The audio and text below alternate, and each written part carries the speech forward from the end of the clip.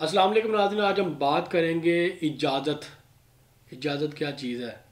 हमारे यहाँ पे एक कल्चर राइज हो चुका हुआ है पीरों फ़कीरों का और एक बाबों का, और उनको लोग इस तरह से पूछते हैं कि मैं क्या कहूँ, अब क्या लोग किस तरफ चल पड़े हैं। खैर, मैं खुद इस चीज़ों का शिकार हूँ। मैं ऐसे ख़ानदान से ताल्लुक़ है जिस तरह ये चीज़ें बहुत ज़्यादा राइज थी। और कोई भी इबादत करने के लिए आपको किसी की इजाज़त लेने की ज़रूरत नहीं है। अक्सर लोग हैं जी, मैंने दरूद पाक पढ़ना है, दरूद पाक पढ़ना शुरू कर रहा हूँ, मुझे इजाज़त दें। भाई, किस चीज़ की इजाज़त? अल्लाह कुरान में कह रहा है दरूद पढ़ो। मैंने तहज्जुद शुरू करनी है, मुझे इजाज़त दें। मैं इस्तग़फ़ार की तस्बीह शुरू करनी है, मुझे इजाज़त दें। मैंने रिज़्क़ के लिए कोई तस्बीह शुरू करनी है, इजाज़त दें। नहीं जी, कोई इजाज़त की ज़रूरत नहीं है आपको।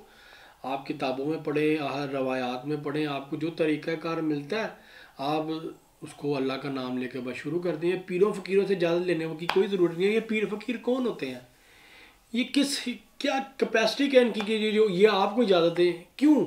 वजह मुझे आज तक नहीं समझ आई। मुझसे कुछ दिन पहले किसी ने कहा जी कि आपने वो इस्तग़फ़ार की वीडियो बनाई है कि इस्तग़फ़ार 1100 मरतबा पढ़ें और शुक्र अल्हम्दुलिल्लाह पढ़ें और दुरूद शरीफ ज़्यादा से ज़्यादा पढ़ें और ला हौल वला कुव्वता इल्ला बिल्लाह पढ़ें। तो मैं इस अमल की इजाज़त लेना चाहता हूँ आपसे। भाई, मैं किस चीज़ की इजाज़त दूँ आपको?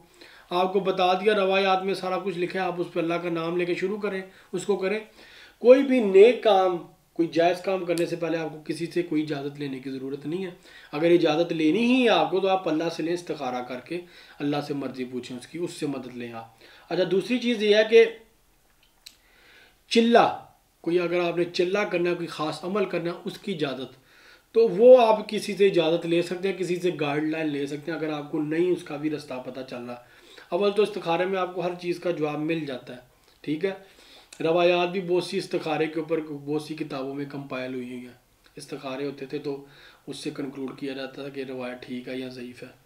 लिहाजा इस चीज़ को भी अपने अंदर से ख़त्म करें, अल्लाह के करीब करें अपने आप को।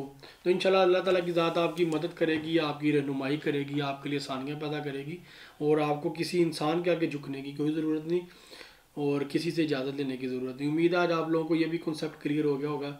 अपना बहुत सारा ख्याल रखें, मुझे दुआ में याद रखें। Thank you so much. अल्लाह हाफ़िज़।